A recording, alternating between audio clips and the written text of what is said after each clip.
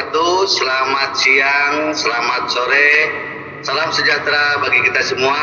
Salam, Om Swastiastu, Namo Buddhaya, salam kebajikan dan salam kreatif. Pertama-tama kita ucapkan puji syukur kehadirat Allah Subhanahu wa taala, Tuhan yang Maha Esa, atas segala rahmat dan hidayahnya sehingga kita masih diberikan nikmat sehat dan keberkahan yang tidak terhingga hingga hari ini. Salawat serta salam semoga dilimpah curahkan ke junjungan kita Nabi besar Muhammad Sallallahu Alaihi Wasallam. Baik Bapak Ibu yang saya hormati, para peserta webinar acara seni untuk semua dan semua untuk seni. Para hadirin yang berbahagia dan para peserta webinar yang ada di Zoom webinarnya, kemudian yang ada juga di live YouTube-nya Kemenparekraf. Pada siang dan sore hari ini kita akan berbincang-bincang kreatif dengan para narasumber yang telah siap untuk menemani kita sampai sore hari ini. Yang pertama mungkin saya perkenalkan Bu Madia Patra Ismar atau yang sering kita panggil Bu Dira. Beliau adalah pegiat, pelaku, dan akademisi di IKJ. Gimana kabarnya Mbak Dira sore hari ini? Alhamdulillah baik. Alhamdulillah baik ya. Kang Uday, Assalamualaikum warahmatullahi wabarakatuh. Waalaikumsalam warahmatullahi wabarakatuh. Terima kasih Mbak Dira. Kemudian saya sapa yang kedua yang agak lebih fresh lagi nih. Bang Atin, gimana kabarnya Bang Atin? Alhamdulillah baik. Alhamdulillah. Terima kasih. Assalamualaikum warahmatullahi wabarakatuh. Waalaikumsalam warahmatullahi wabarakatuh. Bang Atin ini adalah selain seniman, beliau juga salah satu pengurus di ASETI ya. Sukses lah Bang Atin. Kemudian yang ketiga, nah ini yang ketiga mungkin agak panjang namanya kalau yang ketiga. Kami perkenalkan Ibu Waode Siti Marwiyah Sipala. Nah, cuman yang mungkin ya kita sering mengenalnya beliau ini adalah Pak Wiwi Sipala. Nah. Mohon Kak. Ya, gimana kabarnya Bu? Baik Kak, baik. Alhamdulillah. Ya, terima kasih. Dan yang terakhir mungkin semua orang juga mengenal beliau juga ya. Beliau ini pelaku juga, pegiat seni juga, akademisi juga, dan ya sempat melintang di lang-lang buana perfilman Indonesia. Kami persilakan Mbak Nungki, gimana kabarnya? Alhamdulillah sehat. Selamat siang semuanya. Senang. Selamat siang. Alhamdulillah. Terima kasih Mbak Nungki. Mungkin acara ini diselenggarakan oleh Direktorat Musik, Film dan Animasi Kementerian Pariwisata dan Ekonomi Kreatif atau Badan Pariwisata dan Ekonomi Kreatif Republik Indonesia dalam rangka membangun serta memberikan semangat juga pulang-pulang yang dapat dilakukan oleh para pelaku kreatif industri pada khususnya. Nah ini yang akan kita bahas nanti. Namun hadirin yang saya hormati, untuk memulai acara pada hari ini marilah kita mendengarkan lagu kebangsaan Indonesia Raya.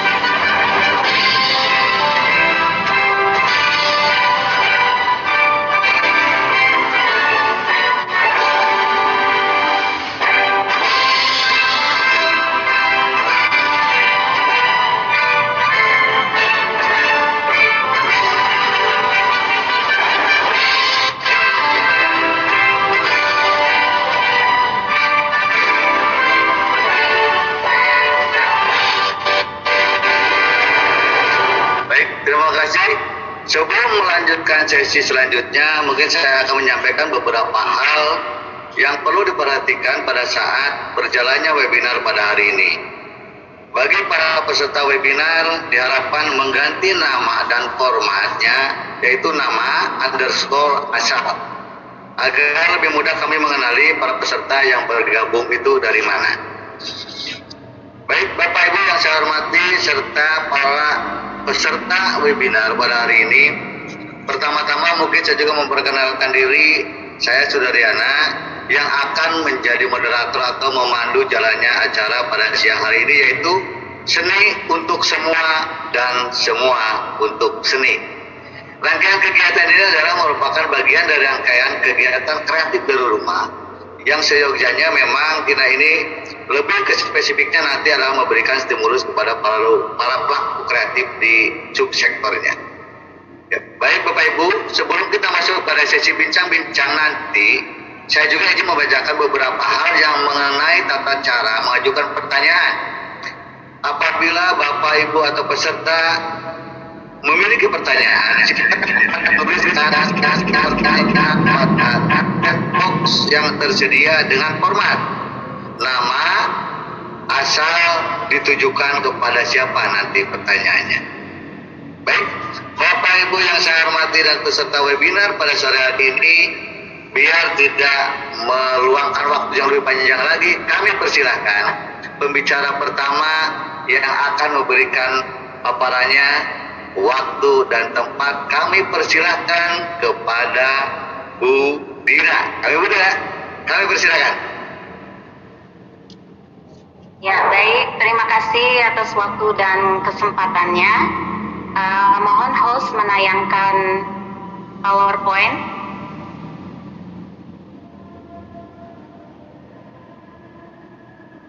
Ya, hostnya mohon menayangkan PowerPoint-nya. Ya, baik. Ya, topik yang akan saya berbagi di sini berjudul Tari sebagai Aktivisme Sosial. Mengapa demikian? Karena dalam pandangan dan pengalaman hidup saya, tari ternyata tidak hanya terbatas pada persoalan artikulasi tubuh, kreativitas tubuh, namun juga menjadi bagian yang melekat pada ruang-ruang kehidupan yang memasuki ruang privat, ruang pribadi, dan ruang-ruang yang mungkin selama ini bukan menjadi bagian dari panggung estetika semata. Nah, slide berikutnya. Ya, jadi ini saya akan menyampaikan poin. Mohon dimaklumi ini dalam bahasa Inggris karena harapannya informasi ini juga ditonton oleh masyarakat global ya. Jadi pandangan ini berawal dari suatu personal journey atau perjalanan pribadi dalam kehidupan saya. Di masa kecil saya belajar balet dari usia 3 tahun itu di negeri Kangguru, dan juga ketika remaja kembali ke Indonesia, balik ke Singapura belajar tap dance.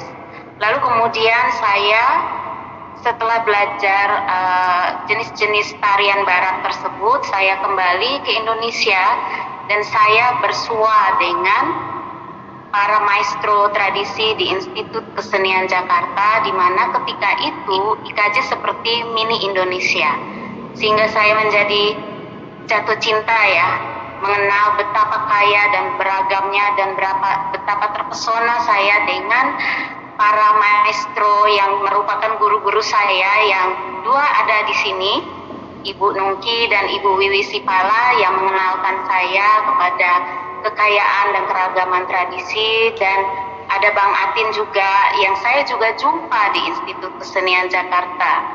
Lalu di Institut Kesenian Jakarta saya juga bersentuhan dengan contemporary dance.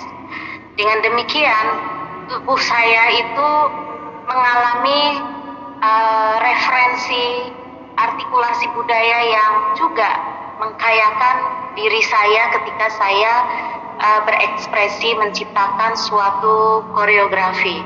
Dan itu luar biasanya, saya menemukan tradisi di dalam suasana yang urban, di tengah perkotaan. Nah, dari situ saya kemudian tertarik untuk menelusuri warisan budaya yang ada di dalam keluarga saya. Karena saya berangkat dari negeri yang begitu jauh, begitu berjarak, sehari-hari berbahasa asing, namun melalui tari saya justru mengenal akar budaya keluarga saya yang di Sumatera Barat. Dan saya kemudian berlanjut, saya ada suatu yearning, dorongan untuk semakin memahami bagaimana sih ingin bersilaturahmi dan berkenalan dengan komunitas-komunitas tradisi yang begitu banyak ya, terbentang di seluruh Indonesia. Yang di Indonesia mungkin kalau tidak salah ada 700 bahasa lebih ya, dengan ragam-ragam ekspresi tarinya. Dalam satu bahasa itu ada bisa macam-macam. Jadi itu bisa menjadi sesuatu perjalanan untuk memahami yang tak akan ada habis-habisnya. Dan sampai kini saya juga masih berusaha untuk mencari tahu, belajar pada maestro-maestro tradisi, namun juga tak lepas juga dengan persahabatan dengan para koreografer yang mengekspresikan estetikanya melalui artikulasi yang kontemporer. Ya, lanjut. Slide-nya lanjut. Ya. Dalam perjalanan panjang itu, saya kemudian bersentuhan dengan banyak sekali komunitas. Di antaranya ada Sandiwara Simas. Itu ada kelompok mahasiswa yang saya berkenalan ya dengan Bang Adin di situ, yang kemudian mengekspresikan tari teater secara kontemporer menggunakan idiom-idiom Betawi. Namun kami juga belajar langsung pada maestro tradisi yang diundang untuk mengajar di IKJ ketika itu. Nah, ketika itu ada undangan di Cilengsi ya, kalau tidak salah itu Pak Ujang namanya, atau ya saya lupa ya namanya. Tetapi ada seseorang di kampung di Cilengsi yang ingin menikahkan anaknya, namun tidak punya biaya untuk menanggap dangdutan ya. Lalu kami dari Sandiwara Simas melakukan perjalanan ke gunung di sana, dan kami secara sukarela menghadirkan suatu pertunjukan untuk masyarakat setempat. Disitulah saya menemukan kebahagiaan, bersentuhan interaksi dengan masyarakat dan komunitas di pegunungan. Kemudian setelah itu saya bersentuhan dengan komunitas yang dibangun juga, salah satu foundernya ada di sini, Ibu Nungki Kusumastuti, Indonesia Dance Festival. Nah, melalui IDF saya berkenalan dengan seniman-seniman tari yang emerging, yang mulai bermunculan, diberi wadah dan yang established. Jadi saya berkenalan dengan seniman-seniman tari yang luar biasa kreatifnya, yang nama-namanya pasti kalau teman-teman tari itu mengenal nama-namanya. Di antaranya bisa saya sebutkan ada Pak Sardono, ada Eko Suprianto, ada Hartati, dan banyak sekali yang tidak bisa saya sebutkan satu persatu. Jadi saya bangga sekali, dan saya juga berkenalan juga dengan seniman-seniman dari luar negeri. Nah, di situ saya semakin masuk ke dalam komunitas-komunitas yang saya lihat itu suatu perjuangan yang luar biasa, karena saya melihat dari dalam ya betapa luar biasa perjuangannya untuk membangun suatu festival tari yang tingkatnya dunia seperti itu.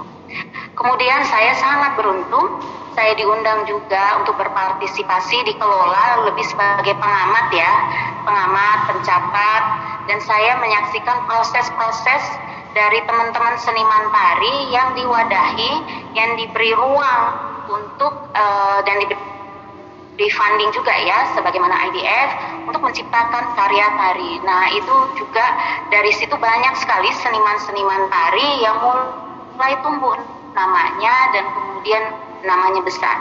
Demikian juga dengan tentunya ada seniman-seniman seni pertunjukan lainnya. Pengalaman diri saya sebagai koreografer ada ketika saya berpartisipasi tahun 2001 dengan salah satunya Knossos Theater dari Yunani. Nah, itu menarik saya itu ketika itu cara berkolaborasinya itu komunikasi konsep melalui email. Nah, 3-4 hari sebelum pertemuan untuk GR, saya terus komunikasi dengan email ya. Musiknya juga dikirim via pos karena waktu itu belum bisa mengirim musik via internet. Dan kemudian saya itu menggunakan idiom gerak. Ketika itu saya sudah mulai masuk ke mempelajari gerak-gerak silat Betawi ketika itu. Lalu kemudian saya kombinasikan dengan idiom gerak balet sehingga menjadi suatu ekspresi baru. Dan judul teaternya ketika itu mengangkat kisah legenda Yunani Antigone. Jadi persoalan perempuan bagaimana itu bisa diperjuangkan melalui suatu ekspresi karya seni. Nah, dari situ pada saat yang bersamaan saya juga mendirikan KIPAS ya, kelompok insan pemerhati seni, suatu komunitas yang fokus kepeduliannya lebih kepada bagaimana seni tari itu bisa menjadi suatu media untuk mengekspresikan persoalan-persoalan untuk perubahan sosial seperti keadilan atau kisah-kisah struggle atau ketidakadilan yang dialami oleh komunitas-komunitas tertentu. Itu kami kemudian memanggungkannya di panggung-panggung alternatif seperti Lembaga Kreativitas Kemanusiaan, Perempuan Indonesia Tionghoa. Kami juga berkenalan dengan Kontras, Komnas HAM, Solidaritas Perempuan, Institut Ungu. Itu adalah LSM-LSM dan semuanya concern pada perubahan sosial demi masa depan yang lebih baik. Dan pada saat yang sama saya tentunya tidak melepas koneksi saya kepada masyarakat tradisi Betawi yang kami kemudian membentuk Betawi Zaman Dulu, suatu perguruan beksi tradisi yang mereka latihan di rumah saya. Kemudian saya lanjutkan lagi, saya bersentuhan dengan komunitas yang luar biasa yang isinya peneliti-peneliti yang tak lelah hingga kini meneliti ragam kebudayaan dari Indonesia, dan itu mereka tersebar di seluruh Indonesia, asosiasi tradisi lisan, dan sampai sekarang mereka masih sangat kuat memperjuangkan kekayaan tradisi Indonesia melalui festival dan juga publikasi-publikasi ilmiah dan juga turut serta dalam policy making. Nah, dalam perjuangan saya selanjutnya saya juga masuk kepada komunitas Silek Harimau yang menghubungkan saya dengan akar tradisi warisan budaya di dalam keluarga saya, dan saya bertemu juga dengan para maestro silat yang mereka sangat terbuka menerima saya yang diaspora Minang yang tak begitu fasih berbahasa Minang, dan berkat Datuk Rajo Gampo Alam, seorang maestro Silek Harimau yang dengan sabar sekali menuntut saya bisa menyelesaikan studi S3 saya. Dan terakhir ini saya juga bersua dengan teman-teman yang luar biasa juga, Aseti ya, mungkin Bang Ati nanti yang bisa bercerita lebih banyak. Jadi dengan demikian melalui tari saya menemukan suatu perjalanan yang luar biasa, bukan berhenti pada panggung, tetapi suatu kebanggaan akan identitas diri dan kebanggaan kepada kekayaan budaya bangsa dan negara ini. Dan saya menemukan bahwa banyak sekali hal-hal yang bisa diperjuangkan melalui tari. Ya, berikutnya. Ya. Jadi melalui perjalanan panjang itu, saya sudah setengah abad ya. Jadi saya menemukan makna tari yang begitu mendalam. Ada persoalan spiritualitas, ada persoalan religi, ada pendidikan ya yang berkaitan dengan character building gitu ya. Dari seorang yang sangat muda itu karakternya bisa dibangun menjadi orang yang sangat luar biasa melalui tari. Bagaimana bisa memiliki kepedulian sosial hanya melalui belajar tari. Lalu dia belajar bagaimana berinteraksi sosial. Itu di dalam belajar tari tradisi itu kan ada etika, aturan ya yang harus kita pelajari. Tiap komunitas itu berbeda-beda. Itu luar biasa. Jadi saya bisa melihat bahwa ternyata tari itu bukan hiburan semata, tapi merupakan arsip yang hidup, yang isinya adalah referensi tentang kehidupan dan bagaimana manusia memandang kehidupan itu sendiri. Dan di dalam tari itu juga mengandung unsur-unsur pengobatan. Ternyata mental healing dan juga daya energi untuk seseorang memiliki semangat hidup. Dan juga melalui tari kontemporer saya juga menemukan bagaimana kita kemudian memiliki kebebasan berekspresi. Jadi dance intertwining with realities, itu tari itu berkelindan dengan realitas hidup seseorang. Dari misalnya ini ada cerita yang sangat personal tapi tidak apa-apa, saya bagi di sini. Saya itu tahun 2019 mengalami kecelakaan patah kaki dan kemudian berbulan-bulan di kursi roda. Tentu rasanya seperti apa ya seorang penari yang tidak lagi bisa menari, seperti memiliki sayap yang patah. Namun karena gemblengan saya ditarik, di gemblengan saya ke lapangan, gemblengan saya meneliti tari dan menemukan kearifan-kearifan yang luar biasa dan juga dorongan-dorongan semangat dari teman-teman tari, saya bisa overcoming challenges. Saya bisa mengatasi, dan ketika saya harus berjalan hanya menggunakan tongkat ya, tapi kemudian lepas, saya masih agak-agak takut, tetapi itu bisa teratasi. Dan alhamdulillah baru minggu lalu saya dilatih dengan ada teman saya menari dan ternyata saya sudah bisa menari kembali dengan modal semangat itu. Jadi di dalam tari itu ada suatu spirit, energi spiritualitas yang bisa membangunkan seseorang menjadi memiliki semangat yang baru. Ya, berikutnya. Ya. Lalu terjadi ini pandemi COVID-19 ya, kita semua tahulah keadaan para seniman tari, kehilangan panggung-panggung, harus menyepi, lalu semuanya gelisah, semua kehilangan penghidupan ya. Jadi apa yang terjadi juga bagi penontonnya dan juga bagi para senimannya sendiri. Biasanya kalau nonton pertunjukan tari itu kan fokus ya, tetapi ketika kita di rumah kita menjadi multifokus. Artinya itu bisa kita seperti ada attention deficiency ya, artinya kita bisa beralih-alih fokus kita di saat kita misalnya seperti sekarang menonton webinar, tapi bisa saja di saat yang lain di ruang tamu ada seseorang sedang berjalan-jalan atau kita kepikiran masakan kita gosong apa tidak atau yang lainnya ya. Jadi pecah fokusnya. Nah, ini juga menjadi sterile gaze ya, artinya tidak ada beda ya kalau kita menari di atas panggung ya, ada semacam benang merah batin, rasa antara kita yang menari di atas panggung dan penonton, itu yang namanya engaged gaze. Jadi orang memperhatikan kita, adore kita, artinya betul-betul fokus kepada kita yang di atas panggung. Namun sekarang ketika kita menari di layar ya, topik yang akan disampaikan oleh Mbak Nungki itu menjadi steril ya mata penontonnya ya. Kita nggak tahu mereka betul-betul memperhatikan kita atau tidak, sehingga itu menjadi tantangan baru bagi seniman-seniman tari yang menciptakan koreografi dalam bentuk digital.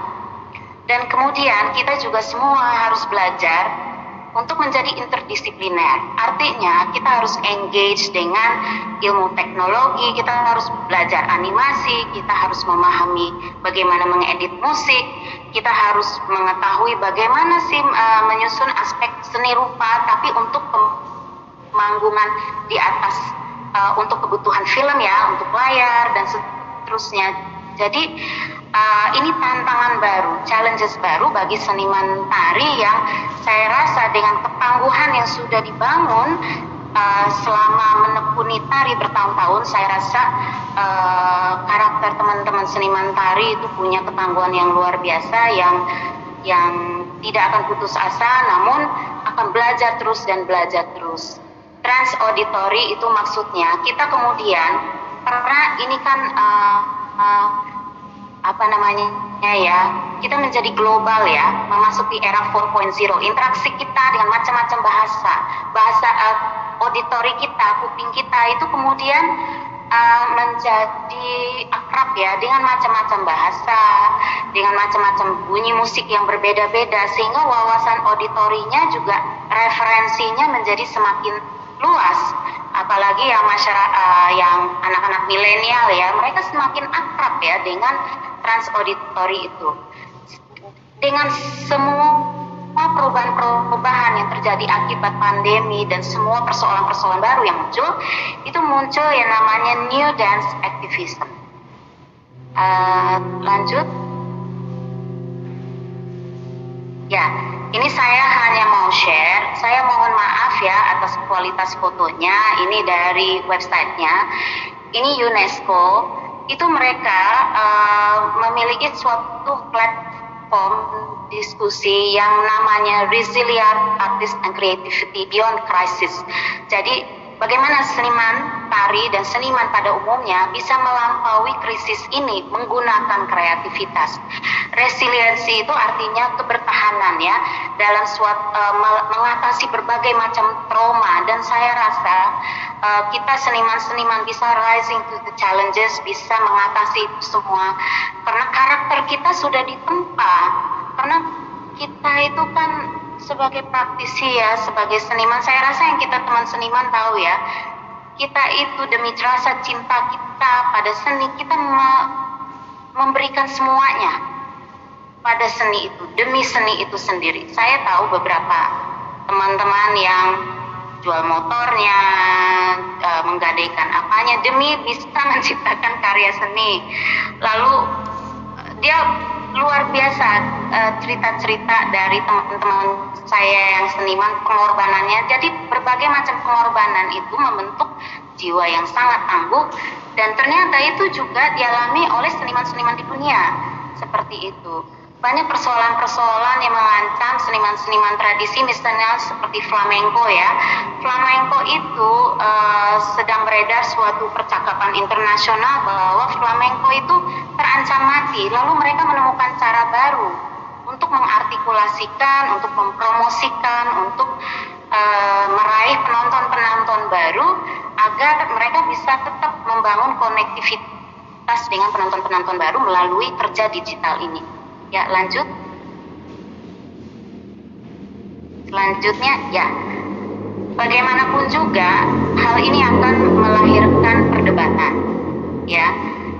Bagaimana sih kepertahanan seniman itu, seniman tari ya khususnya, agar bisa membangun kembali melalui ekonomi kreatif, kerja ekonomi kreatif ini.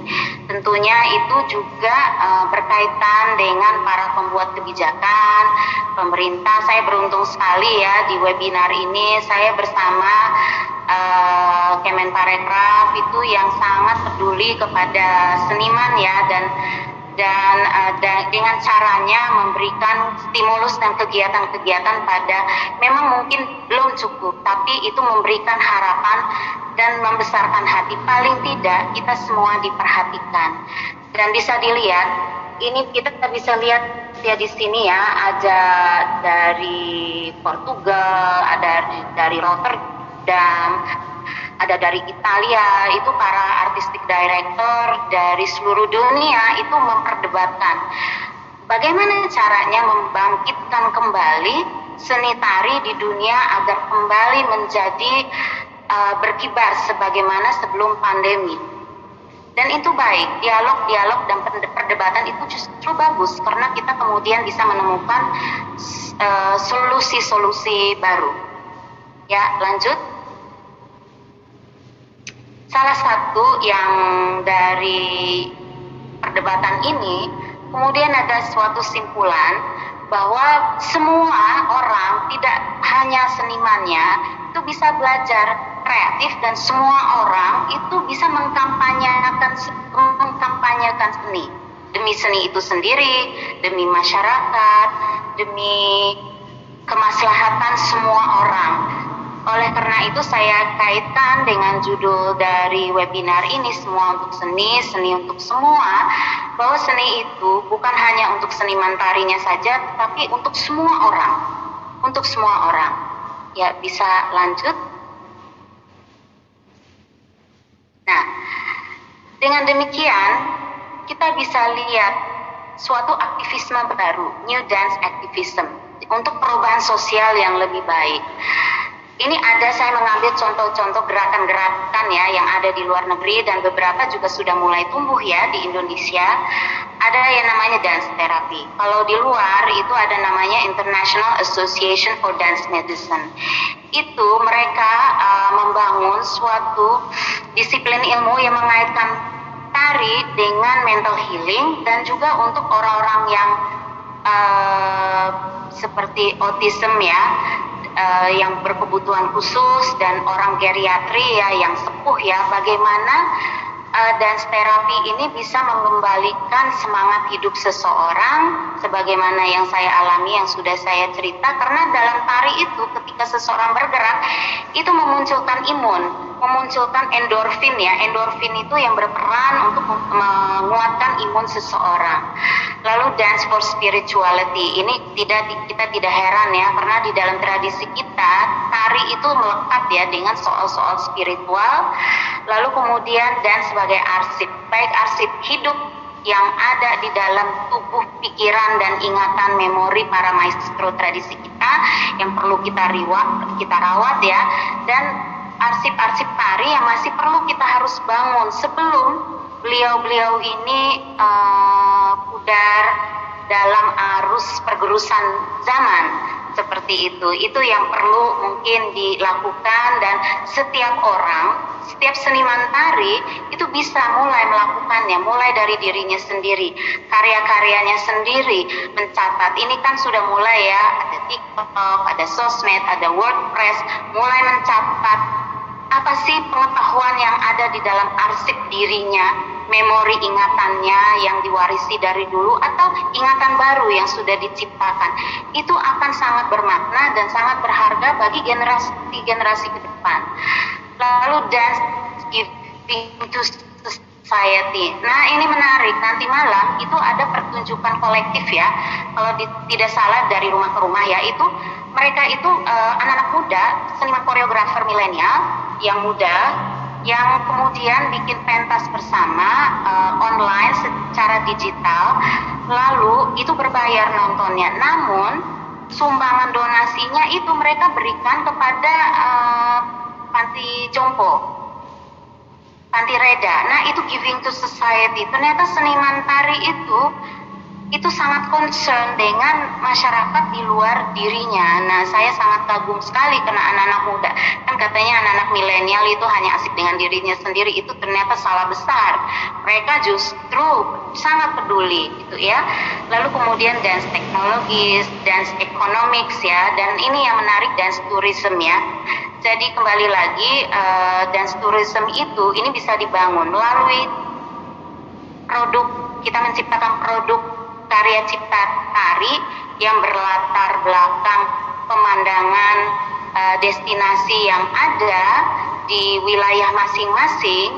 Kita juga bisa menarik orang untuk post pandemi ya, nantinya apabila dibuka, orang lebih mengenal kekayaan budaya dan keragaman tari di Indonesia dan kemudian wilayahnya. Karena maaf saja, saya pengalaman malah melintang di luar negeri ya, ketemu orang di luar banyak sekali yang tidak kenal Indonesia, kenalnya Bali. Itu mengapa demikian? Itu karena Bali begitu luar biasa mempromosikan destinasinya. Lalu kemudian ada dance storytelling. Oh ya, dance tourism itu ketika nanti itu bisa membuka diri untuk orang-orang apabila secara online itu teman-teman tari itu menampilkan kekayaan budaya atau kemumpunian karya tarinya, itu nanti kemudian ada turis-turis yang datang yang belajar langsung kepada maestro-maestro tradisi. Dan maestro tradisi ini Kang Uda ya, mungkin perlu juga dipersiapkan sanggar-sanggar untuk menerima orang-orang asing itu untuk belajar, dan itu bisa bisa menghidupkan suatu kegiatan ekonomi baru. Lalu ada yang namanya dance storytelling, dance museum. Jadi ini semua sebuah aktivisme baru ini merangkul new audiences atau penonton-penonton baru melalui digitalisasi yang karena 4.0 ini adalah borderless society.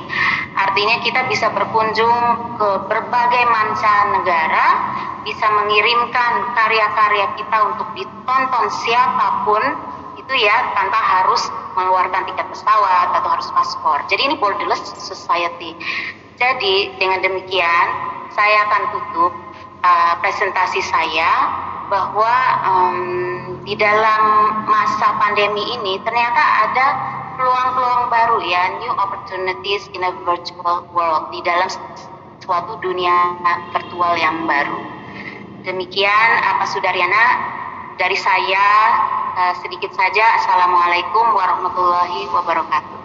Terima kasih. Waalaikumsalam warahmatullahi wabarakatuh. Terima kasih mudah-mudahan ya ini dapat lebih memperkaya dan memberikan hal yang sangat positif dan bermanfaat bagi kita semua ya, khususnya para pelaku kreatif di bidang tari maupun pada umumnya. Terima kasih Mbak Dira. Selanjutnya kami persilakan Pak Adin lebih menyampaikan bagaimana seniman tradisi menyikapi saat pandemi ini, Sutin. Kami persilakan Pak Adin. Terima kasih Kang Uday. Assalamualaikum warahmatullahi wabarakatuh. Sebelumnya saya meminta izin, minta maaf apabila ada perkataan yang kurang sopan terlanjur terucap, dan minta ampun apabila ada tingkah laku atau perbuatan yang kurang santun. Ya. Bismillahirrahmanirrahim. Teman-teman semua atau para abang po jangcingnya babe yang ada di webinar seni untuk semua untuk seni, mungkin ini kenapa saya ngambil menyikapi pandemi, bagaimana sih menyikapi ya, mungkin kita sama-sama ya di tahun pertama masih ada anggaran lah yang ditabungkan dari 2019 ya, masih ada lah 1 tahun pandemi, masih ada tabungan istilahnya. Tapi begitu masuki tahun kedua, ini yang lumayan berat bagi kita, terutama bagi saya yang hampir saja di tahun kedua ini saya beralih fungsi gitu ya, dari jadi seniman tradisi hampir beralih fungsi menjadi agen pemasaran ya, agen pemasaran yang ada. Begitu saya lihat potensi menjadi agen pemasaran ya, saya lihat di dekat rumah ada kipas angin ya, ada kulkas, ada TV, hampir saja terjual.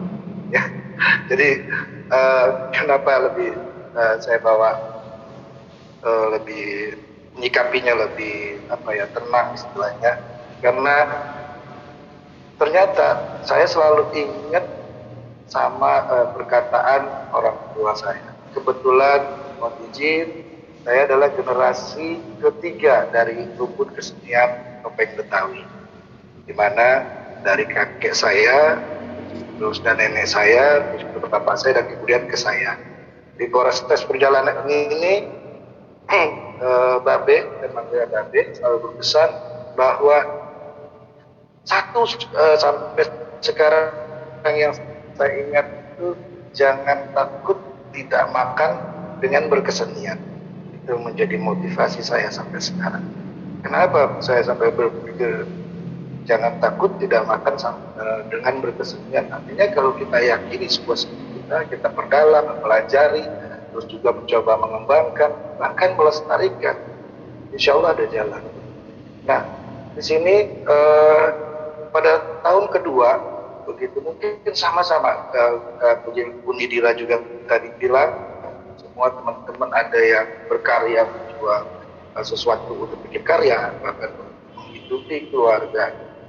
Nah, pada saat itu kita memang benar-benar yang tidak bisa kita, bahkan tidak ada yang menolong kita, bahkan kita yang harus menolong kita sendiri, dan hanya berharap kepada yang kuasa agar dibukakan jalan rezeki.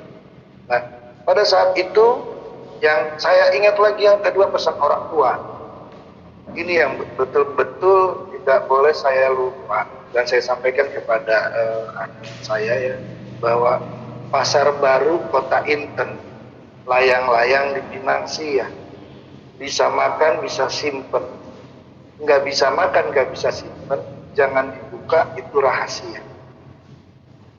Kita nggak boleh mengeluh kepada siapapun, kita nggak boleh mengeluh kepada tentang menghadapi pandemi ini.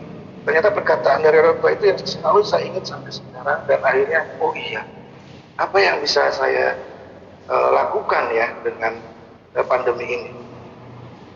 Nah, begitu mungkin ada tulisan yang lama yang saya tulis, karena yang ini sekarang yang baru ya, seni semua ini webinar sekarang, mungkin bisa minta tolong ditampilkan hostnya. Terima kasih.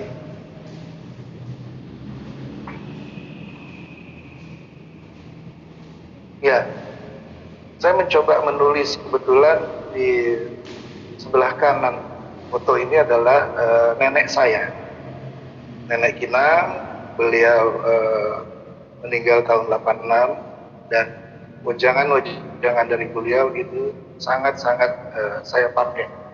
Jadi artinya saya pakai itu setiap pertunjukan, kalau orang dulu yang mengajarkan bahwa untuk meyakini sebuah studi itu ada puasa 40 hari, 40 malam, terus ada muti, ada ngadem, ya, terus apa saja yang dilakukan itu sama silaturahmi kepada orang tua. Ini nenek saya ini yang mengajarkan bagaimana mempertahankan itu.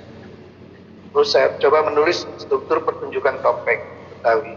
Ini yang mungkin saya berbagi, maaf bukan menggurui.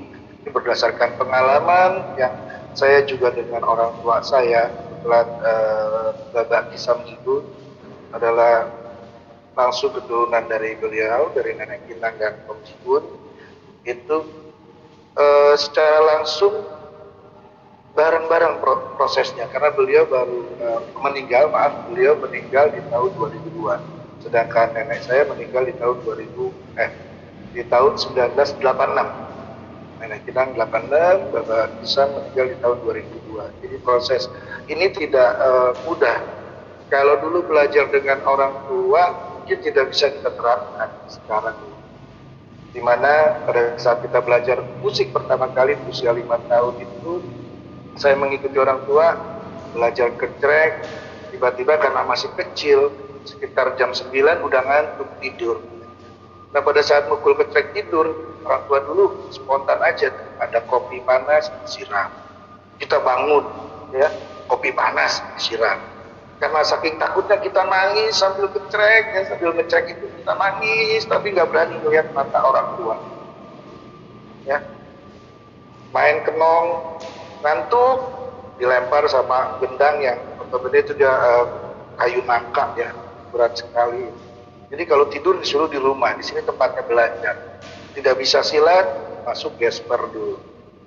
Ya, jadi pelajaran itu sangat membekas, tapi menjadikan saya lebih struggle, lebih enak. Dan ternyata sekarang tuh menyikapinya jangan cengeng. Menghadapi apapun jangan cengeng, jangan takut tidak makan dengan berkesenian.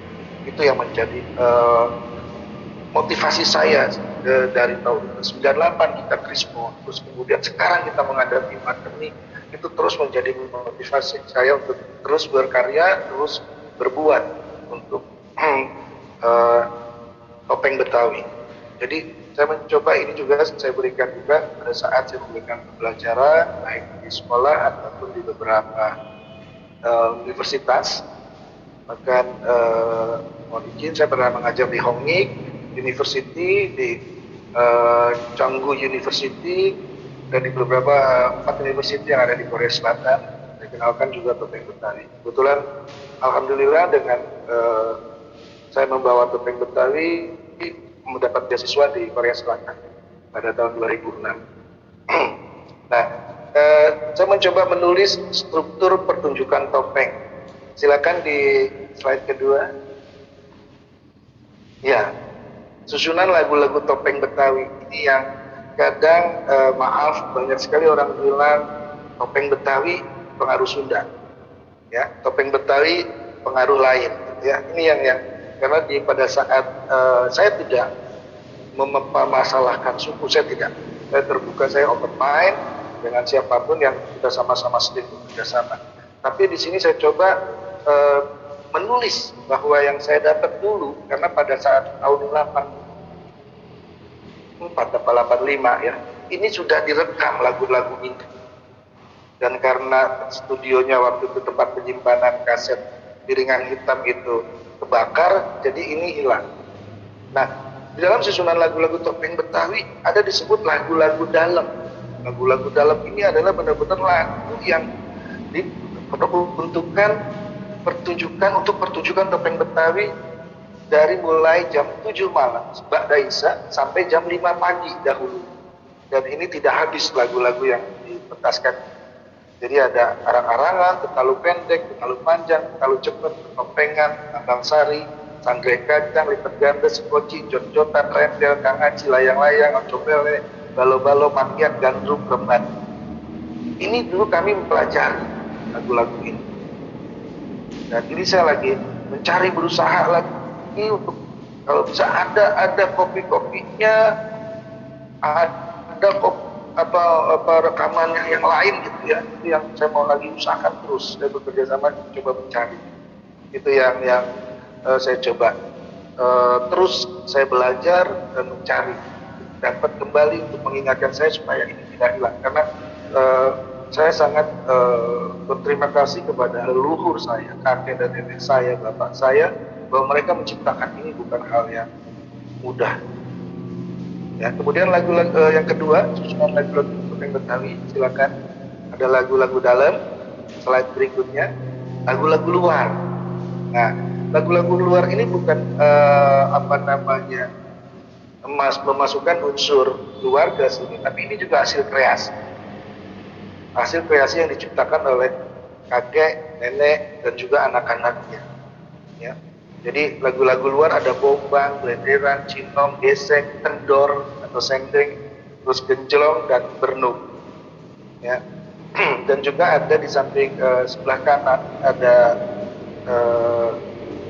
penari yang kebetulan juga ini kakak saya sendiri.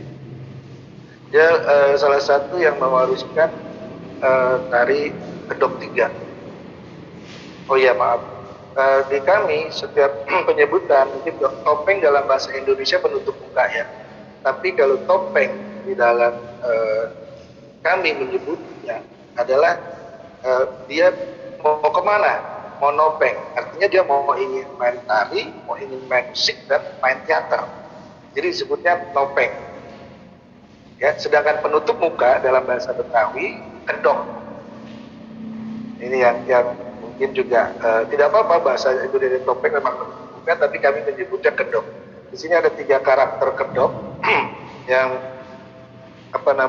dibawakan ya oleh kakak saya sendiri, dan kami tetap menjaga itu, tetap ada sampai sekarang.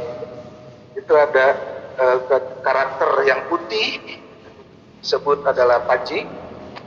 Kemudian karakter yang kedua Samba, dan karakter yang ketiga disebut Jingga karakternya. Nah, ini yang sampai sekarang saya juga membawa. Maaf, ada backsound plastik. Ya, nah ini juga saya tetap membawa kemanapun agar mengenalkan kepada generasi sekarang. Ini bisa saudara di sini ya, bisa kelihatannya yang warna putihnya, warna sambanya, pinknya, dan juga maaf ada lagi satu sebetulnya ini juga ada jingga ini. Nah, ini juga yang kalau kita perhatikan, kalau di gambar itu juga itu kedok lama juga. Jadi kebetulan dia tidak ada mahkota di atas sini, jadi hanya rambut saja. Jadi sebagai ciri khas itu kita perhatikan di topeng putih dan topeng Samba ya, Panji dan Samba tidak ada mahkota. Biasanya hiasan di kepala itu bunga-bunga, tapi tidak mahkota gitu. Saya tulis lagu-lagu luar ini, dan kemudian ada lagi slide berikutnya. Maaf. Nah, lagu khusus yang ke-26 ini lagu jantung. Kalau seorang panjak disebut, kenapa tidak sembarangan disebut panjak? Artinya dia panjak itu mampu memainkan, dia bisa menari, dia bisa melawak, dia bisa bermain musik, dan dia bisa main teater, dramanya, terus kemudian juga dia main lakon yang terakhir ini, lakon jantung. Nah ini yang agak sulit karena ini juga diusahakan menjadi warisan budaya tak benda, karena di dalamnya ada teater tutur disebut atau sastra lisan Betawi. Nah, di dalam lakon Pak Jantung ini juga syarat ya, yang merupakan ciri khas dari struktur pertunjukan topeng. Jadi kalau setiap pertunjukan topeng itu ada yang menyebut topeng babakan. Nah, topeng babakan ini sebetulnya bukan dari babakan Padang, babakan mana gitu ya, babakan Sadang, bukan. Kenapa disebut babakan Madang? Kenapa disebut babakan? Maaf. Jadi setiap pertunjukan topeng itu terdapat dua lakon. Lakon yang pertama itu bisa 1 sampai 4 babak. Jadi lakonnya pendek-pendek. Karena di sini berisi tentang nasihat juga, terus edukasi juga, seorang anak tidak boleh durhaka kepada orang tuanya, ada pesan moralnya, terus kemudian menjadi orang tua bagaimana, terus yang misalkan pergi naik ke balai gimana, itu selalu bersyarat dengan pesan moral itu. Jadi disebut topeng babakan itu karena dia bisa dalam satu lakon bisa 1 atau 4 babak dia pertunjukan, jadi ceritanya pendek-pendek. Nah, lakon yang kedua yaitu lakon Pak Jantung. Di mana di lakon Pak Jantung ini syarat dengan nasihat tentang orang yang ingin berumah tangga. Salah satunya tadi yang saya sebutkan di awal, hanya permasalahan kecil dibesar-besarkan sampai pisah rumah tangganya, tapi begitu mereka balik baru mereka sadar apa yang mereka lakukan, bahwa semuanya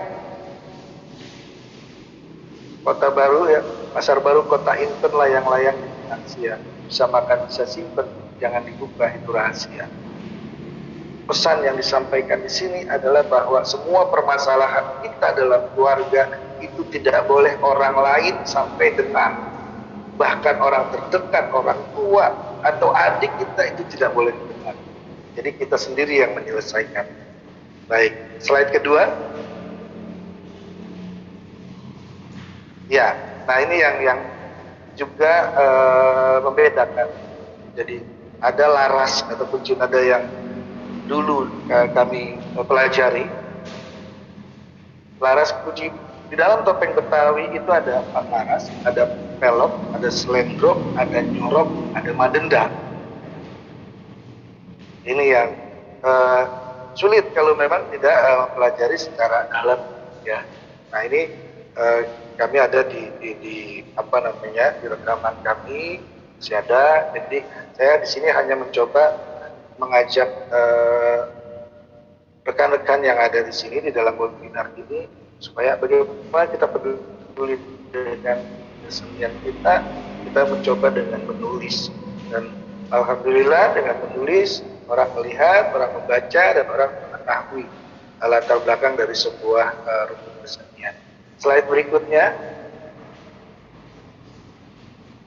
Ya, ada hal lain yang merupakan ciri khas di dalam pertunjukan topeng Betawi. Misalnya istilahnya adalah kaulan.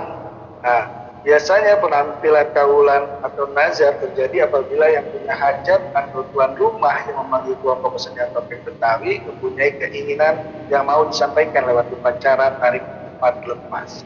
Ini juga ciri khas dari topeng Betawi. Kemudian biasanya tuan rumah itu ini secara spontan dilakukan di atas panggung. Jadi permasalahan kenapa kaulan itu kita melihatnya langsung di atas panggung itu, si yang punya rumah itu membisikkan kepada si pimpinan rombongan. Ya, jadi membisikkan kenapa kaulan, dia akan kasih tahu bahwa Contohnya dulu anaknya lagi diayun, ya karena susah, ya karena pada saat itu dia tidak mampu, tiba-tiba si anak jatuh dari ayunan karena sobek kainnya. Sobek kainnya sampai anaknya, maaf ya, lehernya miring atau kakinya patah karena dia tidak punya uang. Dia mencoba meminjam uang dari sana kemari, tidak dapat. Terus dia juga kondisinya susah, dia sampai jatuh kata sekata-katanya. Sampai disebutnya budak kuping, gelap mata, jatuh kata sekata-katanya. Nah, ini yang diucapkan di dalam taulan ini. Jadi dia bisikan, tempo dulu, ya, tempo dulu. Si pimpinan rombongan ini langsung membuka dengan kalimat yang ini saya tulis berdasarkan dahulu orang tua kami lakukan. Nah, tolong saksikan sanak saudara tua muda besar kecil laki-laki dan perempuan yang ada di masjana ini kedua isinya ya. Kalau kita tarik ada di masjana ini kedua isinya ya. Masjana ini adalah gambaran alam gaib dan alam nyata. Jadi minta izin baik itu kepada yang maha kuasa dan juga kepada masyarakat sekitar. Nah, biasanya setelah mengucapkan di masjana ini kedua isinya ya, pimpinan rombongan bilang ya, dan perkataannya langsung dijawab oleh pemain topeng atau juga masyarakat sekitar. Nah, kemudian pimpinan rombongan itu menceritakan peristiwa yang terjadi yang seperti saya ceritakan tadi. Setelah diceritakan langsung kepada pimpinan rombongan ini, slide kedua kita tolong masnya. Ya, slide kedua, ya baik.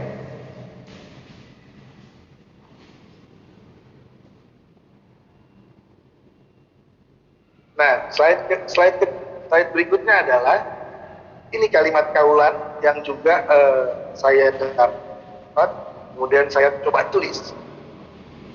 Jadi sudah diceritakan kejadiannya, terus kemudian pimpinan rombongan bilang topeng sudah bukti saya berikan inten dalam peninggi, kendati habis uangnya 2-3 peti tapi puas yang punya hajat punya hati. Burung dara dari kota ayam wali bermakan ampas, dengar sanak saudara saya lagi atur cerita di malam yang punya hajat pengen narik ke tempat lepas. Ikan keboni masak bukit jahit utang yang layak. Tempo dulu si anak kerajaan sakit saya buatkan utang ini malam dia mau bayar. Anak kupas jalan keliling, anak tidak main di loteng. Tarik ketupat lepas di atas piring, pukul gendang mainin topeng. Langsung pukul gendang mainin topeng secara rapat, pemain musik langsung memukul gendang dan alat musik yang lain. Tarik kaul. Itu tandanya kaulan. Kenapa di sini kaulan? Karena orang tuanya nazar. Apabila nanti pahit darah lu, ada untung jodoh lu, banyak rezeki lu, gua mau kaulan nanggap topeng. Nah, disinilah yang terjadi kaulan di sini. Dan ada medianya, itu yang ada di gambar di sebelahnya. Itu ada, dia pakai piring ya, di atas piring. Jadi di atas piring, kemudian ditaruh ketupat lepasnya, bentuknya sangat simpel. Jadi nanti ditarik oleh orang tua dan pengantinnya yang tadi di nazar. Kemudian di dalam ketupat lepas ini ada beras kuning, ya, beras kuning dan uang logam.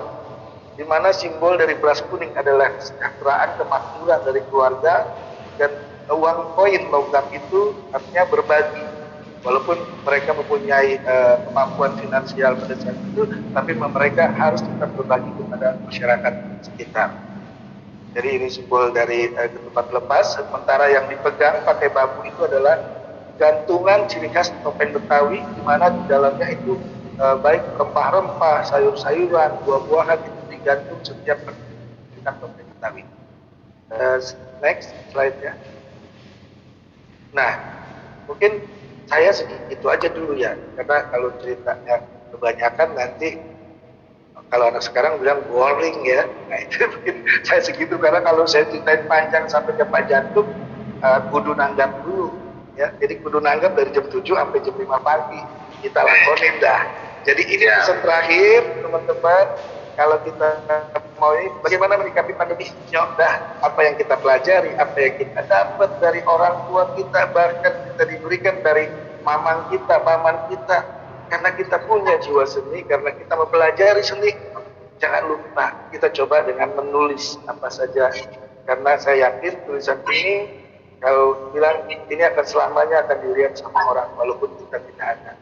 Terima kasih, mohon maaf sekali lagi atas perkataan lanjut ucap, minta ampun atas perbuatan yang kurang santun. Billahi taufiq wal hidayah. Assalamualaikum warahmatullahi wabarakatuh.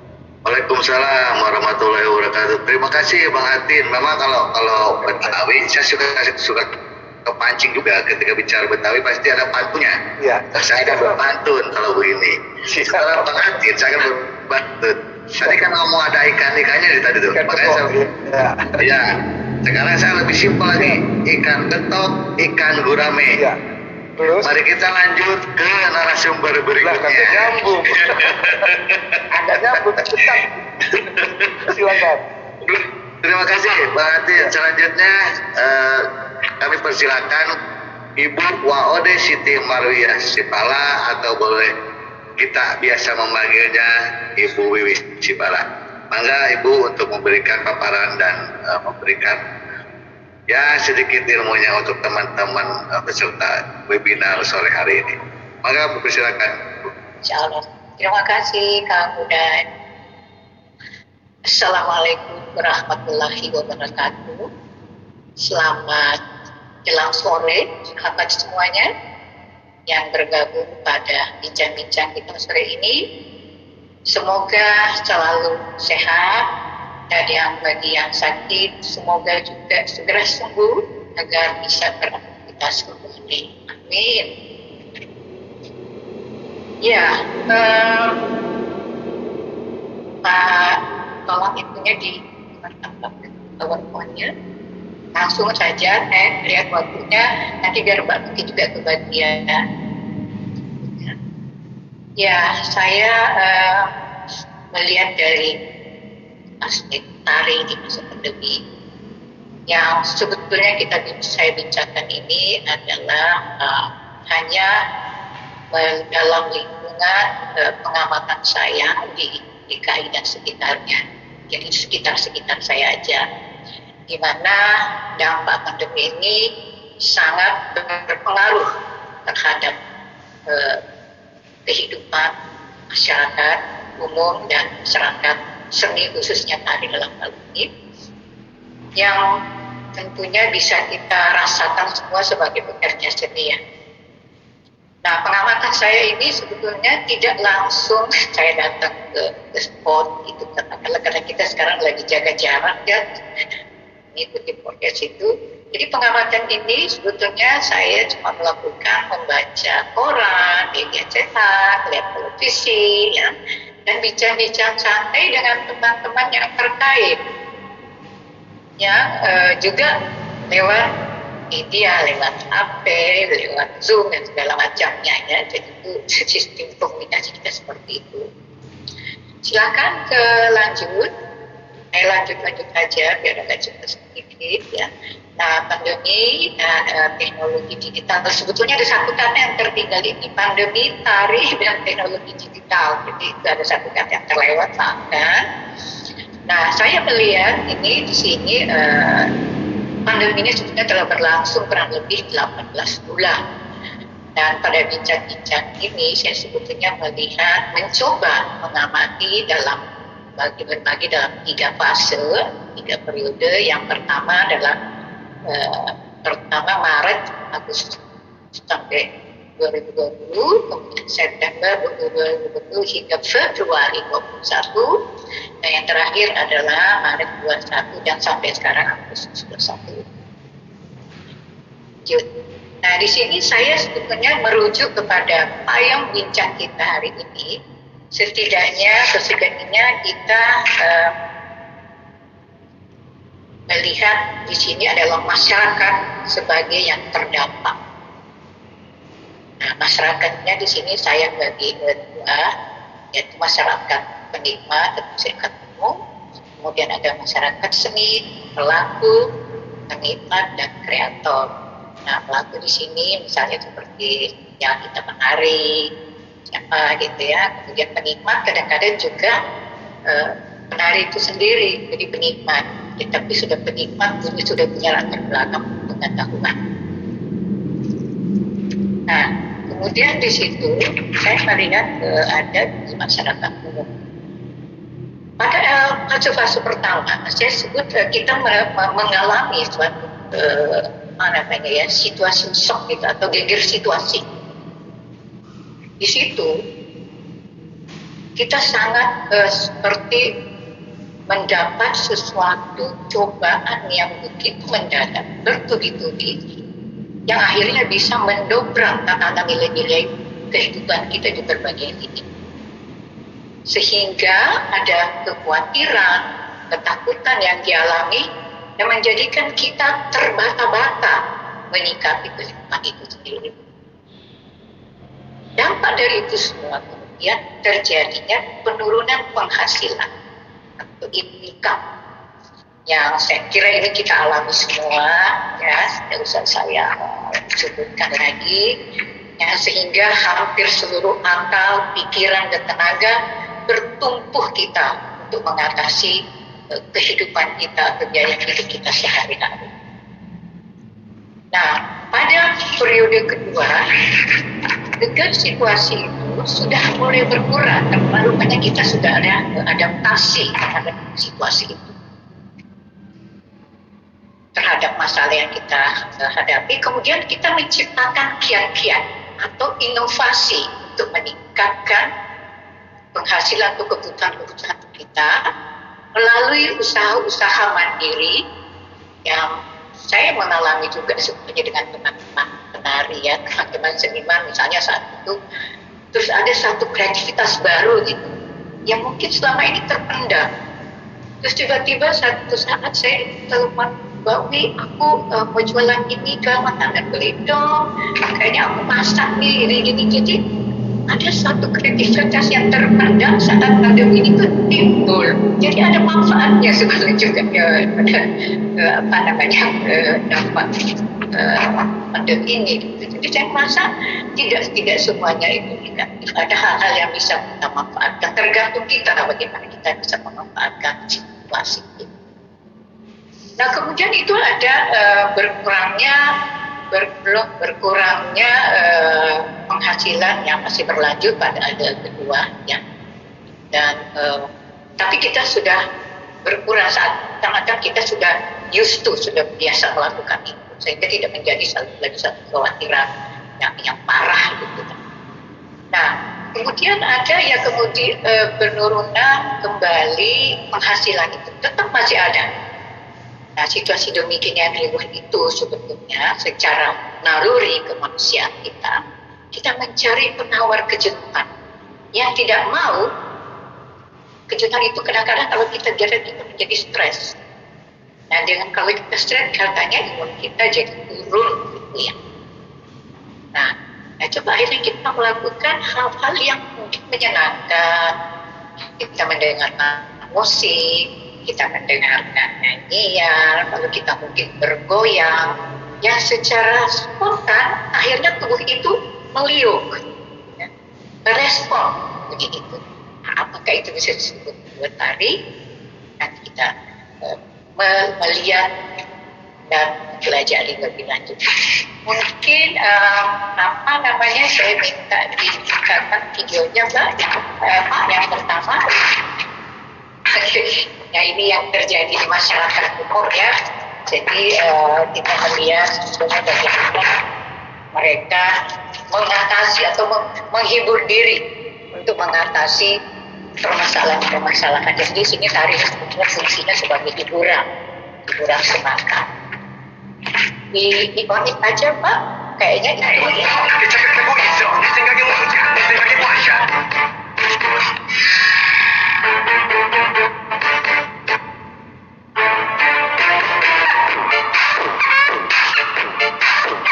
Sifatnya gitu untuk menghilangkan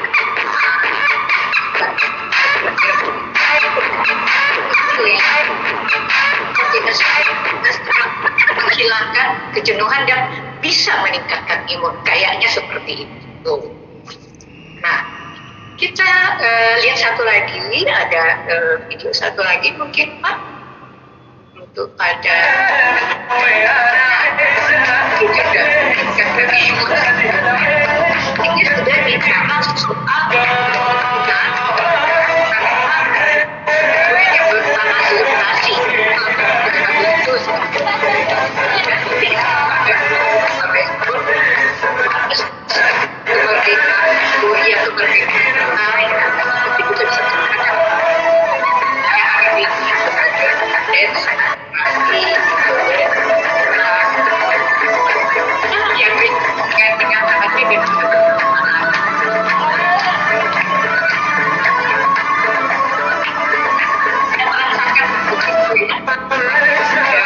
akan ini suara ibu pada irama demi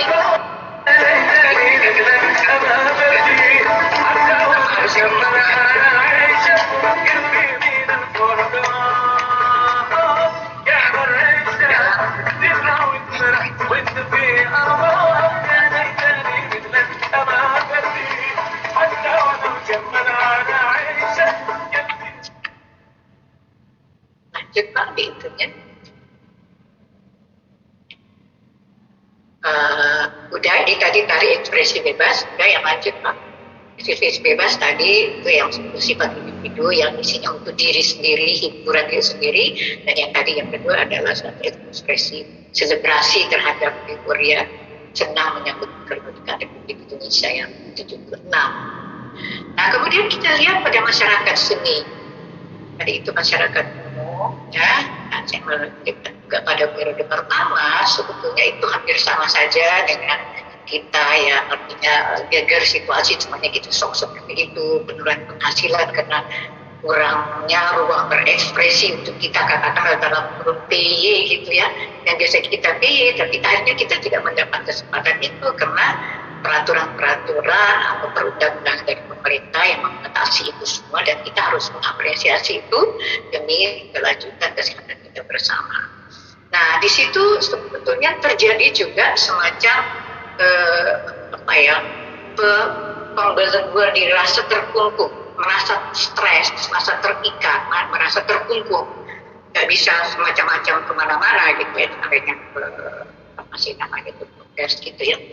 Nah kemudian kita melihat langsung saja ke ekspresi tadinya di situ ya, kita lihat tadi semacam kebebasan ini untuk masyarakat seni, artinya insan seni ya. Dalam tari itu kita melihat tadi semacam satu hasil perenungan ke dalam, karena kita punya waktu banyak, sehingga waktu itu bisa kita manfaatkan untuk sebetulnya bagaimana kita nextnya itu melanjutkan kehidupan kita, tapi juga bagaimana meningkatkan mungkin dalam tanda kutip kualitas kesenian kita misalnya. Nah saya tidak akan mengatakan itu mereka stres seluruhnya, tapi artinya setelah mereka mendengarkan musik, ya, mereka bisa menari secara ikhlas, ya, memberikan semacam terjemahan terhadap apa yang sudah direnungkan, ya, dan juga mungkin bisa memberikan semacam pendalaman, perluasan, peningkatan wawasan. Jadi itu saya pikir sangat bermanfaat sehingga kita bisa kembali introspeksi atau merenungi hal-hal yang bisa berdampak baik terhadap karya-karya kita atau pekerjaan kita.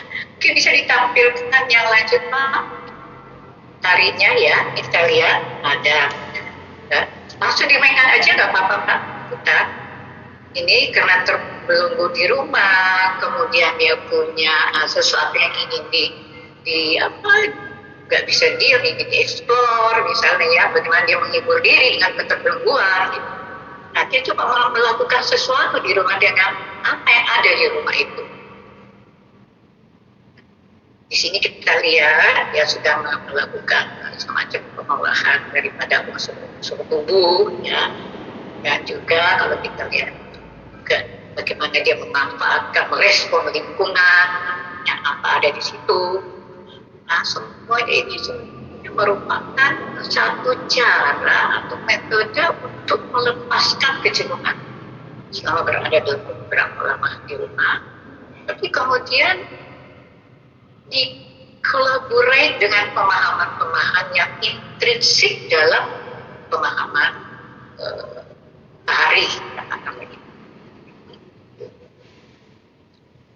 kita lihat di situ ada pengolahan tubuh, ada pengolahan ya unsur-unsur tarik dan tanaman di situ sudah terus, tapi memang tidak dirancang bagaimana harus koreografinya, enggak. Ini dilakukan secara panggilan hati, ya, spontanitas. Bagaimana respon lingkungan yang ada saat itu.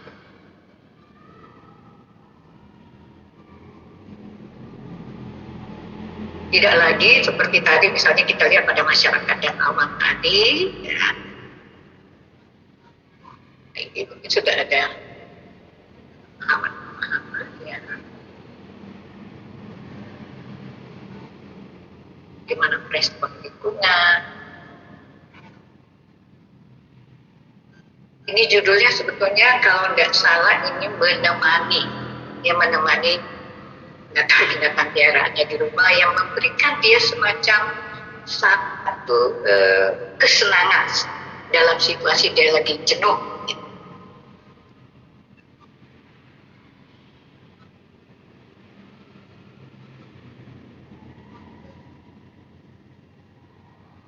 Nah, ini kan bereksplorasi dengan hewan hidupnya.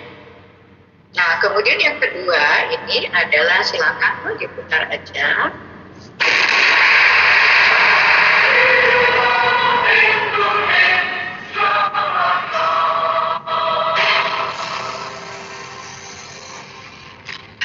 Ya, ini adalah semacam satu kepedulian, merespon lingkungan, merespon situasi. Jadi penari-penari yang hadir ini memberikan semacam kontribusi, ya,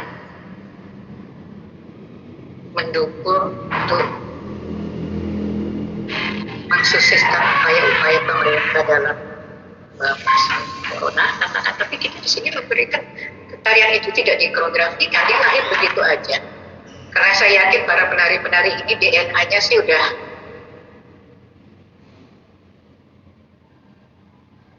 tari itu sendiri.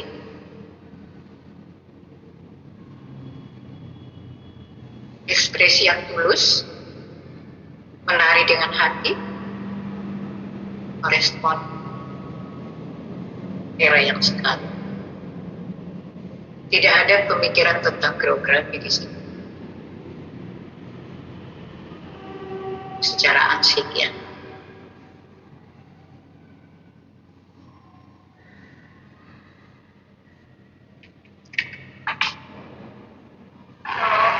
Saya Maria Darmanisi, pasien COVID-19. Saya ingin menganjurkan, yuk kita sama-sama bergotong royong hadapi corona.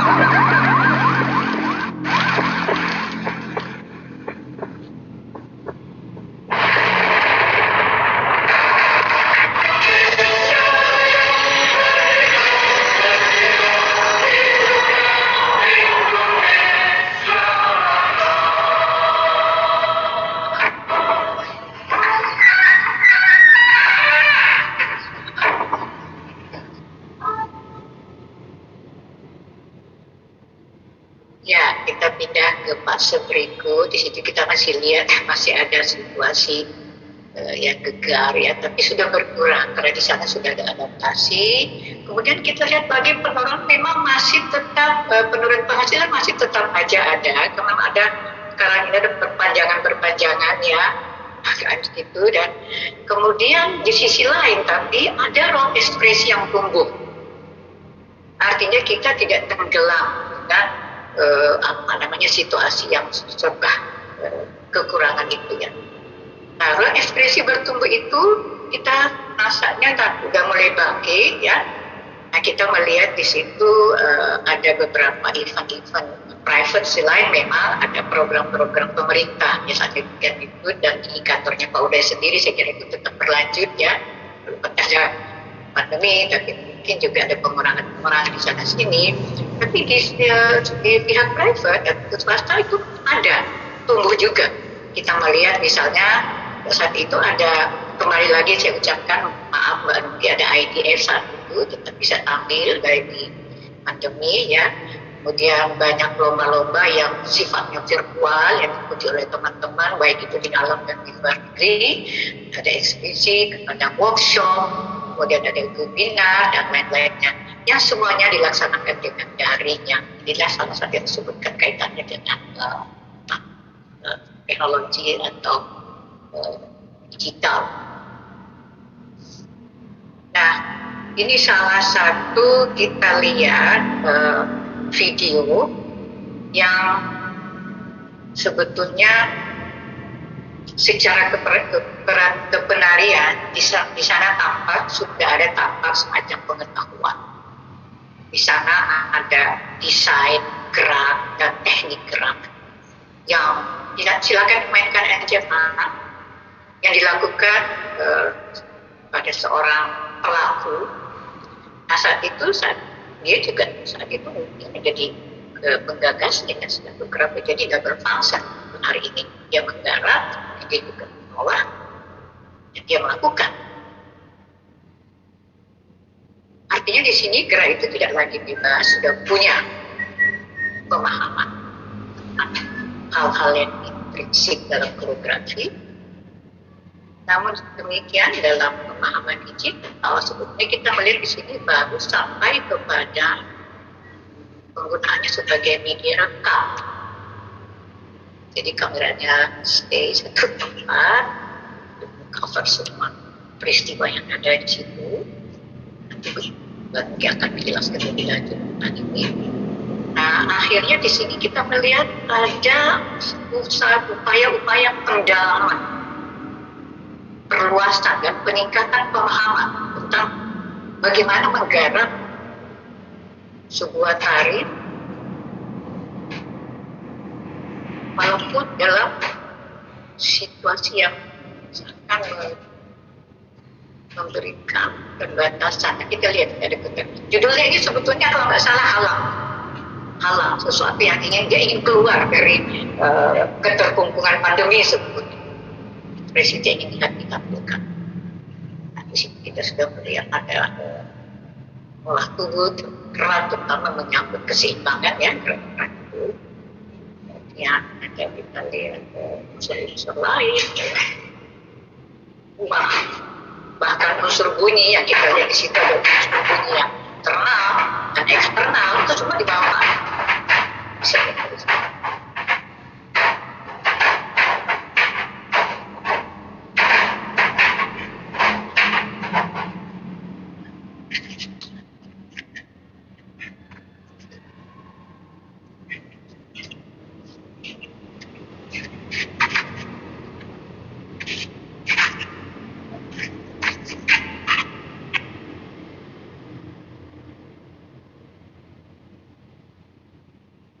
Ya, masih lanjut Pak. Terakhir kita masuk kepada masa terakhir yang sekarang sedang berlangsung Maret Agustus 21.